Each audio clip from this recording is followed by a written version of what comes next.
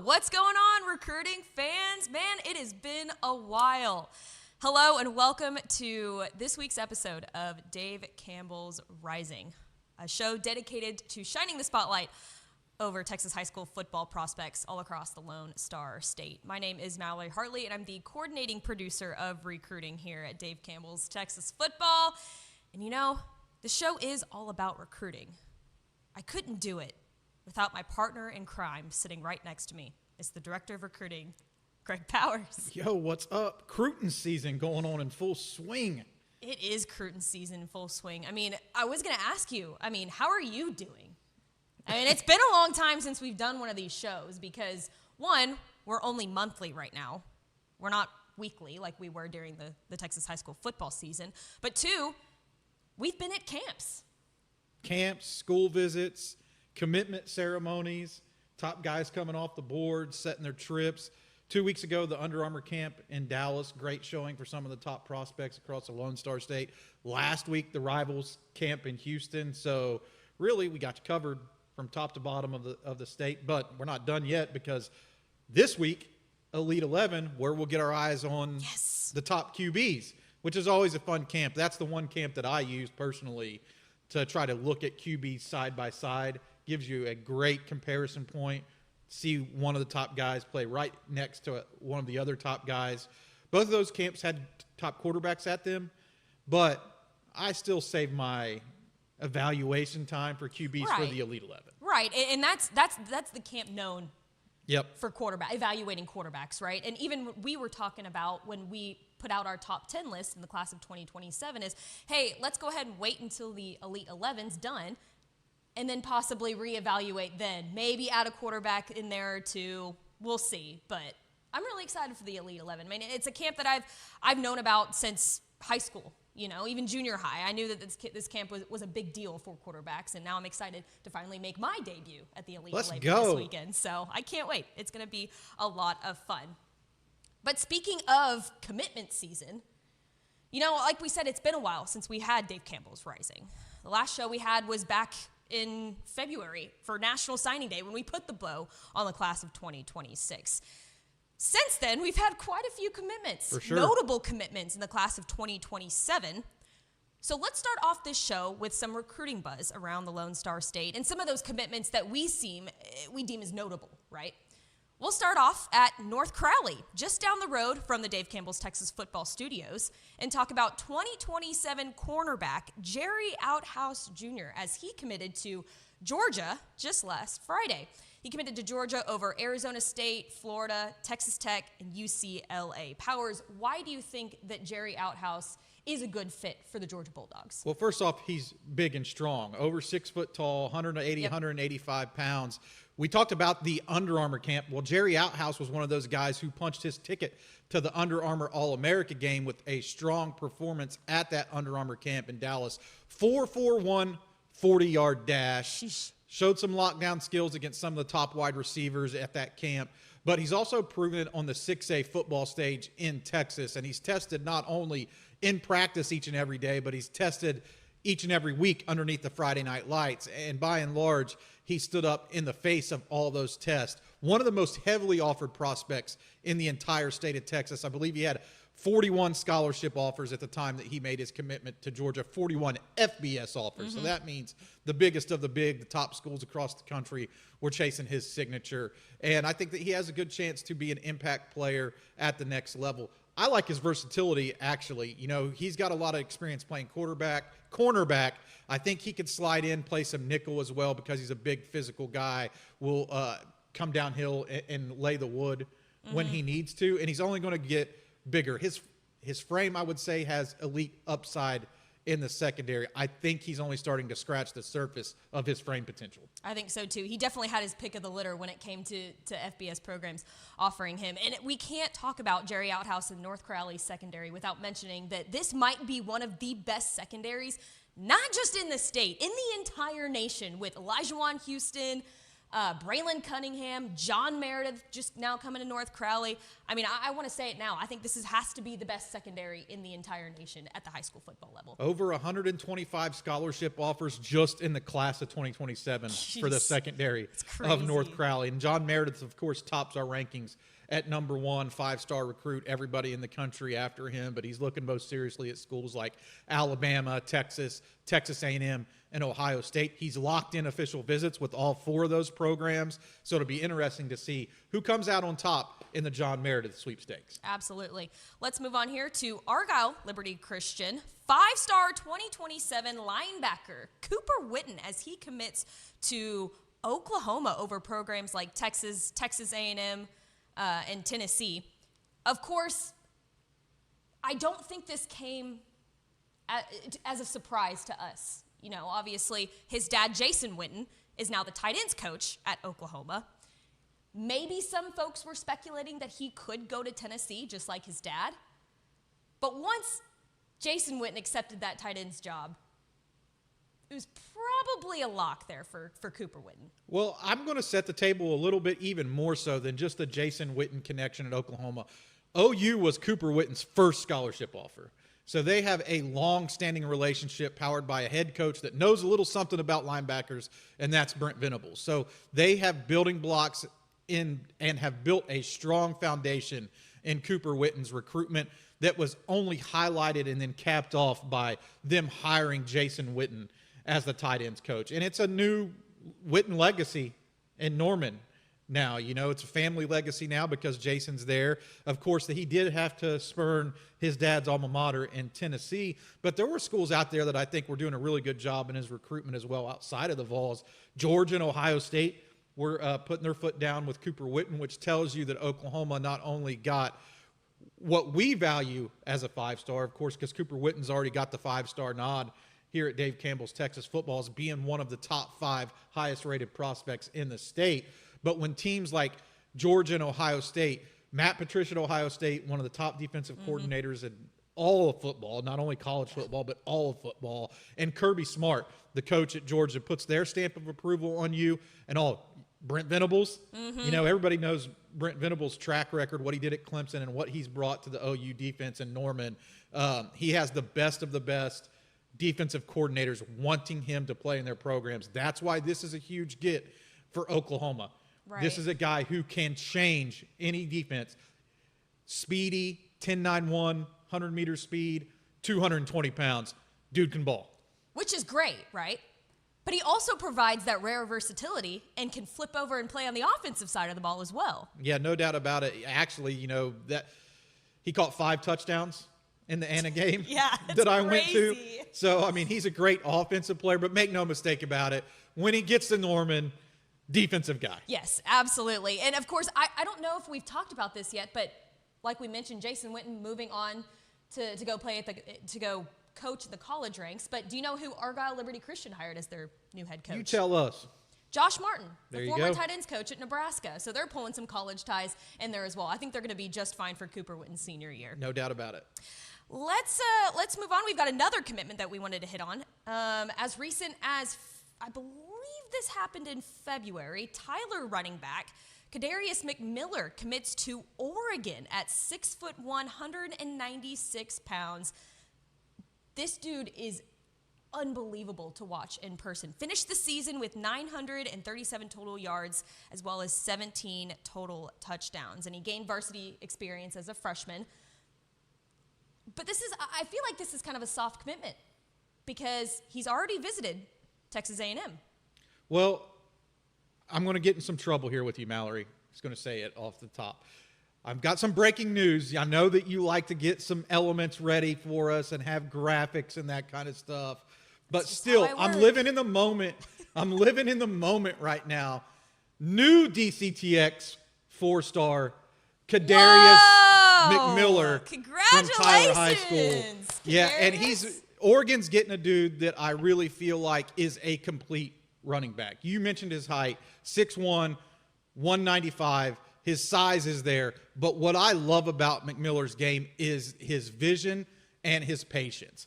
He sets up the blocks. He knows when to put his foot on the gas. He can make defensive players pay when he tries to lower his shoulder and run over them. He can run around them. Great footwork in and out of the holes. And I love what he does with his upper body to avoid those big hits, right? He just isn't taking a lot of damage. There's not a lot of tread on the tires, even though he's played a lot of high school football already. I think that he's going to enter college hitting on all cylinders, and I think he has an extremely high upside. Now, whether he sticks with his commitment to Oregon or not, that Any remains college up. is going to be lucky. That remains up in the air, and I think the next guy that we talk about is going to shine some spotlight not only on what Oregon's doing in the recruiting trail, but also Texas A&M. Yeah, and that's a great segue. We wanted to end this segment by talking about one of our other 5 stars, and that's Richmond Randall 2027 running back Landon Williams-Callis. Obviously has not made his commitment anywhere, but he narrowed his list down from 72, which I don't even know how you do this, to 15, which is crazy. But I wanted to ask you, Powers, just looking at this list of 15 here, obviously you've got schools like Alabama, Florida, Texas A&M, Oregon, USC, all the big names here. Which of those 15 programs stand out to you?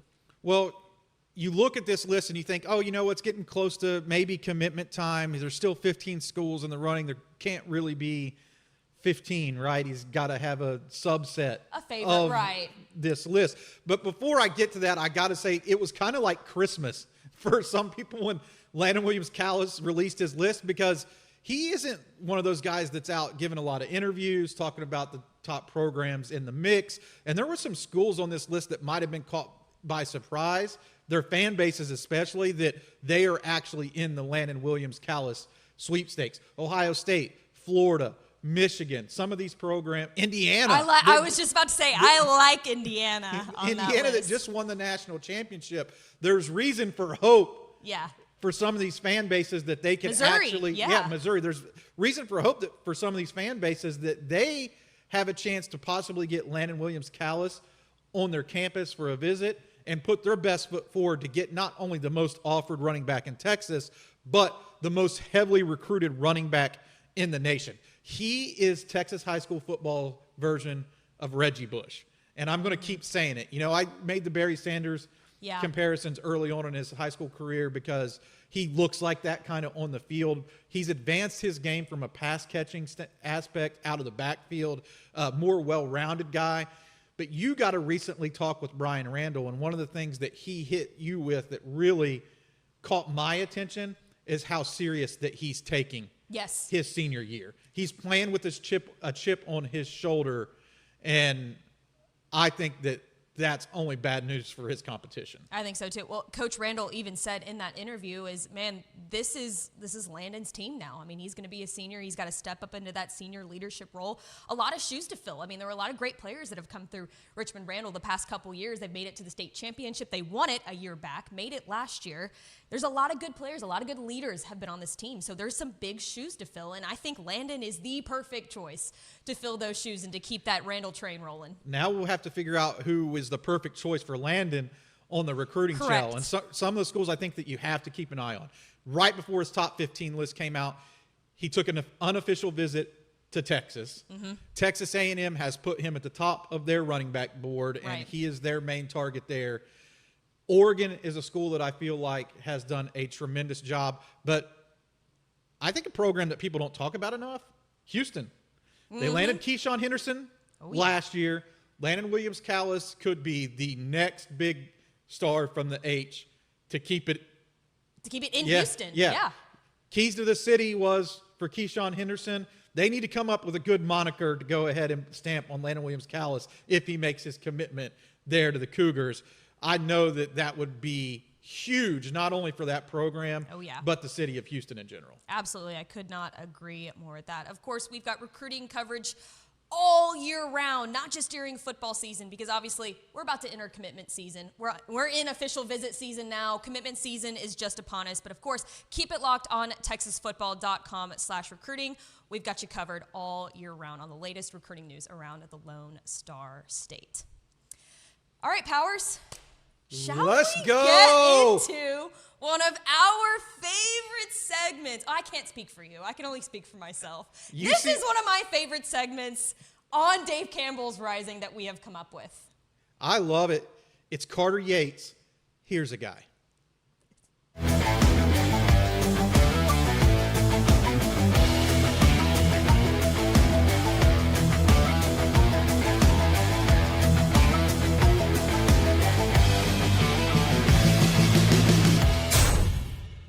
What's up, Texas high school football fans? And woo-wee, I have missed you all. Welcome to the first Here's a Guy of the class of 2027. It's been far too long, but don't you worry. I've been grinding all season, searching far and wide, high and low, in the Dave Campbell swag wagon around the state, grinding the huddle tape, looking for the perfect candidate to be the first ever Here's a Guy of the class of 2027. And I believe I found him in Denton Ryan, linebacker Caden Tollison. Now, Tollison has been one of my favorite Texas high school football players for 2 years now, and it's mostly because he looks like William Wallace in Braveheart with the headband and long hair and mullet. He also plays like William Wallace on the football field, just absolutely no governor. He's had 227 tackles in the last 2 seasons, and I know I said he plays at Denton Ryan. Here he is in a Waxahachie jersey. That's because he's following his father, head coach Shane Tollison, who's gone from Waxahachie back to his home at Denton Ryan, where he was the defensive coordinator in the 2020 Class 5A D1 state championship team. Now, Tollison has 3 offers right now from Southern Miss,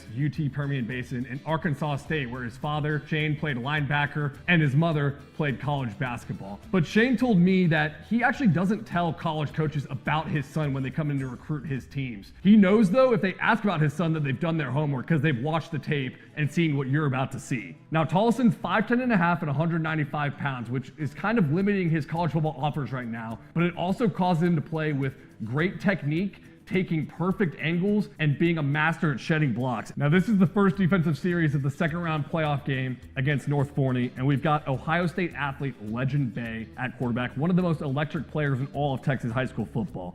And we're going to see the angle instincts that Caden Tollison has one-on-one at the linebacker spot. If he takes one more step upfield, Bay is going to be past him and potentially going for a touchdown. But instead, you're going to see Tollison get horizontal instantly. And when he does this, he's able to track down Bay and then swipe for the football. As you see, Bay was holding that ball really low with one hand because he can get away with that against lesser athletes, but not like Tollison. Instead, Tollison swipes the ball, gives Waxahachie the ball at the 10-yard line going in, and sets up the first offensive score in what was eventually a playoff win against North Forney. Now, here's Tollison on a fake punt play, and I'm showing you this to flash his 10.7 100-meter dash speed against Lancaster. Mind you, one of the fastest teams in all of Texas, and this is why I think Tollison could play safety or outside linebacker at the next level. So he's going to take the direct snap and just go straight to the left over here, and he doesn't make many moves, but he flashes the insane speed. They've got 1, 2, 3, 4 guys, actually 5 guys, who all have an angle on him, but none of them are hardly going to touch Tollison because he's just got a motor that won't quit. Look at this go. Off to the races. This dude is sneaky fast. Now, Tollison also likes to run the rock on the offensive side. He's not going to play offense in college, but I just want to show you the heart and determination he plays with. Takes this backfield snap, whoop, makes 2 guys miss in the backfield, and then look, he should be stopped right here. There are 3 dudes all around him. He's getting turned around. Instead, he stays on his feet and lunges into the end zone. I love this play so much because Coach Tollison had talked about Caden being a wild man growing up. Like, Tollison didn't even know his son was going to play football because he hardly could ever find him. He was chasing snapping turtles in the creek or climbing trees. I mean, he's really like a football playing Robert Irwin. Now, I love this play because it shows one of Tollison's top talents, in my opinion. That's operating as a quarterback spy. This is from Waxahachie's season-turning 28-27 win over Duncanville, which happened because of defensive plays like this. Here's Tollison lined up right behind the line of scrimmage, and he's got his eyes on Duncanville's quarterback the entire way. Now, as this play starts, you're going to see the running back is one-on-one and out to get him. And the running back is actually going to get a good lick on Tollison and should win this battle. But instead, Tollison just out-efforts him as this play goes on, shrugs off of him, and then makes his way into the quarterback to disrupt the throw, cause an errant pass, and then put Duncanville behind the chains. This is why Waxahachie's defense was different last year. Now, we've seen Tollison making special teams plays and crazy tackles in the backfield, but what is he like on passing downs, especially third down situations? This will be important if he plays safety or outside linebacker in college football. I want you to watch him from the slot right here in zone coverage, just displaying perfect technique. As you see, he's going to catch this drag route coming across the middle, and that's wide open until Tollison closes the gap instantly and bats that ball away at the last second. So after watching his huddle tape, I think y'all can see why we chose the wild man, the William Wallace of Texas high school football, Mr. Caden Tollison, as the first Here's a Guy of the class of 2027. For Carter Yates, Dave Campbell's Texas Football, signing off.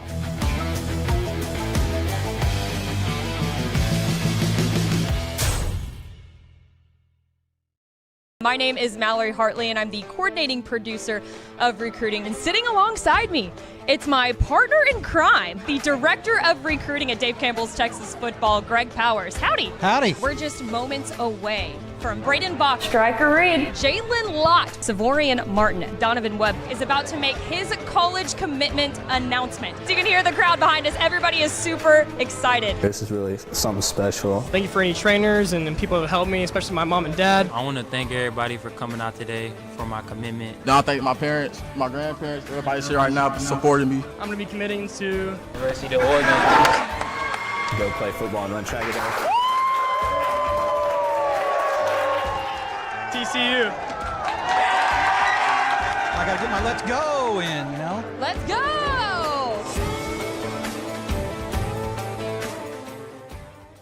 Welcome back to Dave Campbell's Rising. We're not done yet. You're not getting rid of us just yet. We got another segment for you. I don't even know how to introduce this. We have been on a lot of high school visits the past couple of weeks, right? I mean, I don't even want to count them. We've probably been on 10 plus high school visits, right? Evaluating high school players. Let's talk about colleges a little bit. And specifically, we want to talk about Texas Tech, because nationally right now, they have the number 4 ranked class in the class of 2027. Now, they only have 4 commitments as of right now, but these 4 dudes can ball. And we want to specifically highlight a couple, or all of them, of course, but some of them seem more locked in than others, Powers. We'll start off here with Kadrian Redmond. We talked about him when he first committed to Texas Tech, right? Called him a gap-plugging specialist, and I absolutely love that when describing him. And he seems pretty locked in with the Red Raiders. Of course, we'll talk about Jalen Brewster here in a second, but one of the reasons Jalen Brewster might not be so locked in is just simply the coaching change with Zarnell Fitch leaving. Yeah, Kadrian Redmond, talked to him at the Under Armour camp. He says that his recruitment is shut down. One of the schools that he has a tremendous relationship with is Texas. He really gets along well with the defensive line coach. They're boys, so it's hard sometimes for these recruits to completely shut down communications, but he says he's only taken an official visit to Texas Tech, and basically that his recruitment is shut down. So he's locked in with the Red Raiders. What I love about his game is that he is a run-stop enforcer. And another thing that I really like is that it seemed like when the chips were down, his team needed him to step up and be that guy. That's when Redmond was the brightest. That's whenever he played the best. In the second half against Willis, Redmond was out of his mind. Yeah. And in the state championship game, he played extremely well. He demands a double team. He's quick and agile, but he's so strong and plays with such tremendous pad leverage that he can't be moved. I think that you're only starting to see the tip of the iceberg on his development.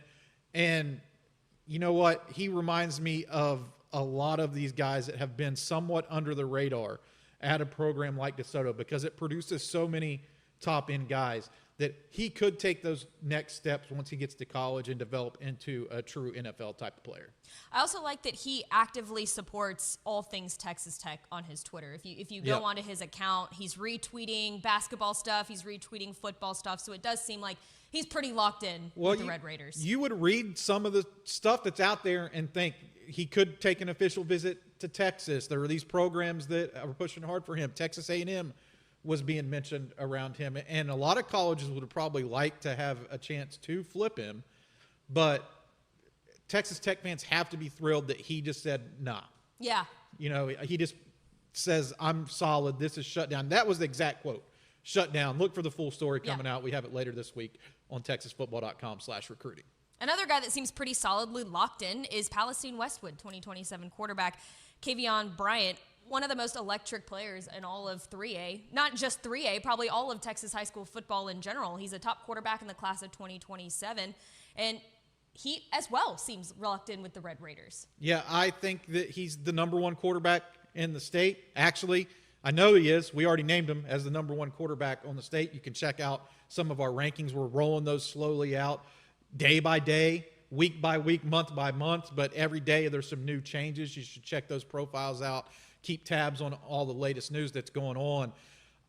Punched his ticket to the Under Armour All-America game with a strong performance at the Rivals camp, which he worked in the middle of a state championship basketball run. This is one of the most elite dual sport athletes, not only in Texas, but the entire country.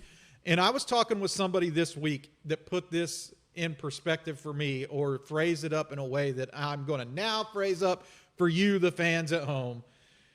We talk about maybe he's a little bit like Michael Vick, or he told me he is the football version of Allen Iverson.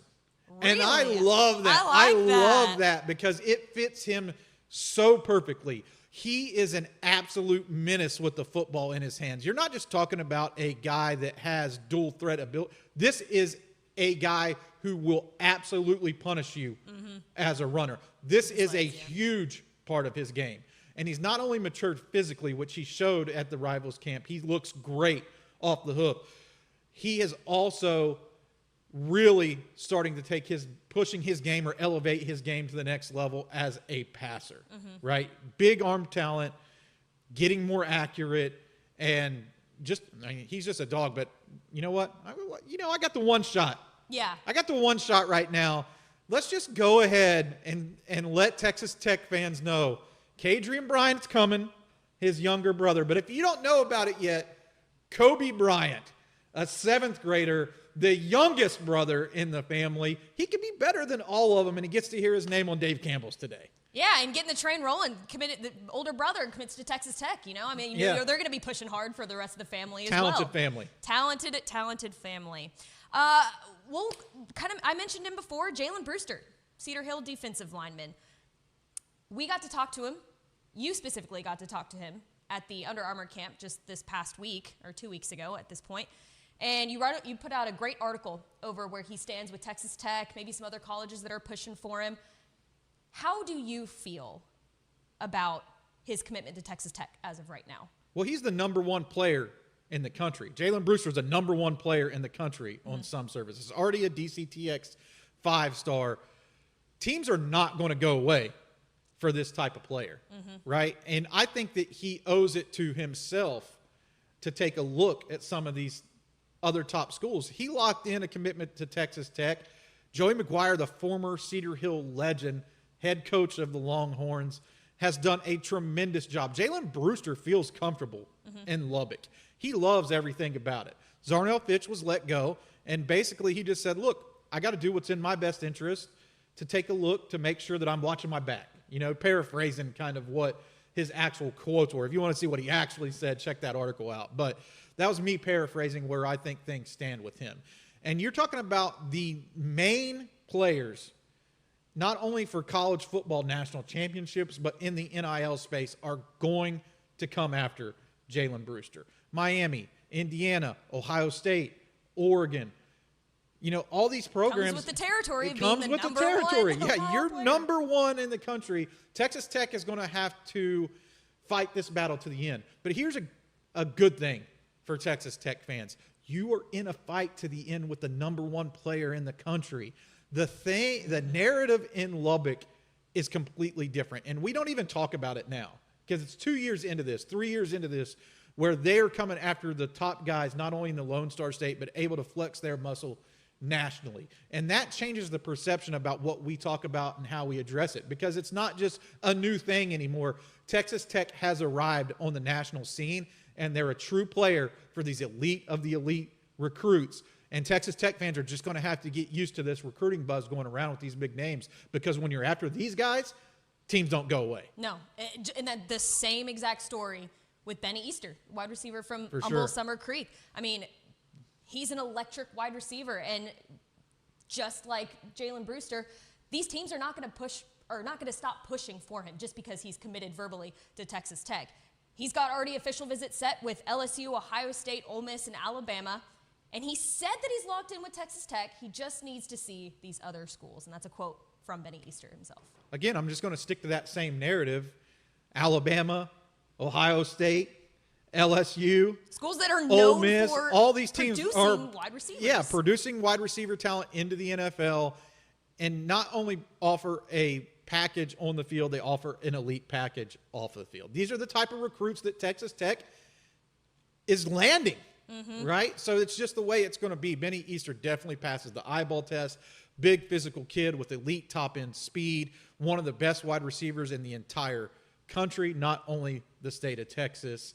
And that's why every program in the nation is chasing him. Absolutely. Well, and I like what you said when we were talking about Jalen Brewster, is that the narrative in Lubbock has absolutely changed, and that Texas Tech fans, you need to start getting used to landing some of the top recruits, not only in the state of Texas, but in the nation.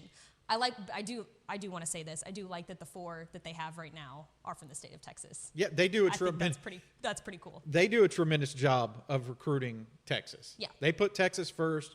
It's clear and obvious. Yeah. But they have arrived on the national scene, and you saw that with some of the top players that they landed in the class of 2026. But let's just drop a name. Somebody to keep a close eye on. I was going to ask you, do you have any of those? Somebody to keep a close eye on in the class of 2027. Another top 10 rated in-state prospect, Argyle's Julian Caldwell, is somebody that Texas Tech fans have to keep track of throughout the recruiting process. He has taken 5 unofficial trips already to Oregon. He will take official visits to SMU, Texas, Oregon, and Texas Tech that are locked in right now. But Texas Tech has done a tremendous job in this recruitment, and they just have to win out in the end, but they're well positioned to have a chance to sign Julian Caldwell at the end of the day. Absolutely. All right, Powers, let's go ahead and round out this month's episode of Dave Campbell's Rising. This is going to be an interview. Let's go. With Denton Geyer, 2027 Edge, Zane Rowe. I got to catch up with him just a couple weeks ago when we did our school visit, and we thought that this would be an important interview to run because he is set to make his commitment this Friday, March 13th. So, of course, his top 4, North Carolina, Oklahoma, Washington, and Oregon. I asked him about all 4, so let's go ahead and roll the tape. Who's he interested in? Mallory Hartley, Dave Campbell's Texas Football, out here in Denton, Texas, Denton, America, at Denton Geyer High School. Standing here with the big man. It's 2027 defensive end, Zane Rowe. I'm just going to get straight to the point, man. You released your top 4 today. You're going to commit on March 13th. Your top 4, North Carolina, Washington, Oregon, and Oklahoma. Now, you were in Oklahoma commit. You decommitted last year, so that's where I kind of want to start here.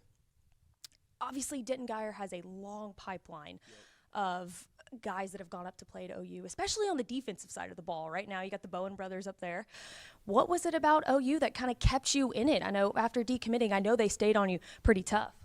What kept me just there is the people there, like Coach Chavis, Coach Bates, Coach Venables, and just the overall organization of people there. They preach that the people was what makes the place there so special. The fans go crazy for their Sooners, for their Crimson and Cream. And again, it just kept the people in the building just kind of kept me there. We'll switch over to North Carolina. What kind of drew you to Bill Belichick's program and the Baby Blue? One, they're a great business school. Like, my parents preach academics to me. Second, they train you to be a pro. Like, they're treating your college experience as a rookie contract and teach you, live like a pro, take care of your body like a pro, and again, also play like a pro. And then we'll switch over to the Big Ten. Washington, Jed Fish has done a phenomenal job over there. What have you liked about Washington and the Huskies? There's a lot to like about the Huskies. One, the scheme that they fit in, is very similar to here what we play at Geyer. 2, the environment they're playing, it's beautiful up there in North Seattle. And then 3, again, academics is a big piece of my recruitment. And then finally, Oregon is in your top 4. Oregon, obviously, a college football playoff team. They're kind of towards the top of the Big Ten every single year. What have you liked about the Ducks in your recruitment process? A winning team, a winning standard. We have a winning standard here at Geyer, and I feel like that translates well, to another big program like Oregon. Dan landing his story, coming from the bottom all the way to the top now. That's just a coach I would want to follow. Speaking of that winning standard, you guys have had 6 consecutive winning seasons here at Denton Geyer, and you've been a part of most of those because you've played since your freshman season. What kind of a standard are you hoping to set now that you're going into your senior year? What kind of standard are you hoping to set, or maybe even keep going with Denton Guyer? I want to do better than we did last year. We blew out our district. I expect to do that again. I'm staying there right now. We're going to blow out our district again, especially with guys I'm playing with like Kyron Haywood, Logan Lowkey, Darian Neal, AJ Moss. Just playing along those side guys, it just makes it easy. Now, I want to talk about your game a little bit. Your tape is so much fun to watch. I mean, you just absolutely wreak havoc in the backfield. Tell me a little bit about your skill set and what makes you a special player down there on the field. What makes me special is I'm very versatile. I can play in space. My speed to power, I feel like that's almost unstopped. And again, just playing with that power, I feel like that sets me apart. Absolutely. And your defensive front, I mean, the three guys up there with you, Kyron Haywood and then Darian Neal alongside you. What's that brotherhood like? I mean, I know you guys are always together. We were just watching practice with you guys out there, and you guys just always seem like you're having a good time and together. What does that brotherhood mean to you? It means everything to me. The three guys that I play alongside with, they pretty much make me what I am today. Like, I can't win if Kyron doesn't take the double team. Like, I can't get that one-on-one if he doesn't do his assignment. So just playing along those side guys makes my life easy. And then finally, I have to ask you, ahead of March 13th, that's only a couple weeks away, that's your commitment date. What is that one factor in that one program that you're going to end up choosing? What is that one factor that you have to have in a college program for you to be able to sign that paper? That they take care of my family and me. I'm a total package. I'm a big family guy. So as long as my family's taken care of, they feel comfortable with it, that would be the decision. I love it. He's Zane Rowe, 2027 defensive end here at Denton Guyer High School. Zane, thanks so much for the time, and good luck here coming soon in the off season and for your commitment.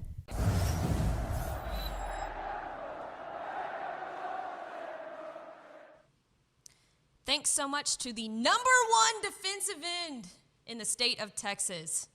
Thanks to Zane Rowe for joining us and giving us a little bit of insight as to what's going through his mind before his commitment date on March 13th. Of course, keep it locked on TexasFootball.com/recruiting. We'll have his commitment covered from start to finish on Friday. TexasFootball.com/recruiting. Powers, I think that's going to do it for us today. Let's go. What a this month's episode of Dave Campbell. Power pack. There were a lot of #1s thrown out there today. #1 this, #1 that. A lot of top recruits.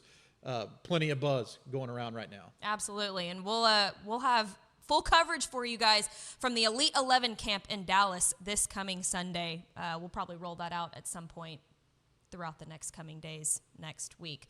But of course, quick reminder, if you are a prospect and you're currently watching this, you can commit live either in studio or we can come to you with us at Dave Campbell's Texas Football. Just reach out to us on Twitter at GPowersScout on Twitter or at Mallory Hartley. Just shoot us a DM, tell us, hey, I want to commit live with you guys, and we'll set that up. Thanks again to Zane Rowe for joining us. We're excited that he's going to make his commitment on March 13th. Stay tuned for that. For Carter Yates, Blaine Tatum, Vianney Moreno, Sam Moore, Greg Powers, I'm Mallory Hartley, and we will see you next month for another episode of Dave Campbell's Rising. Thanks for tuning in.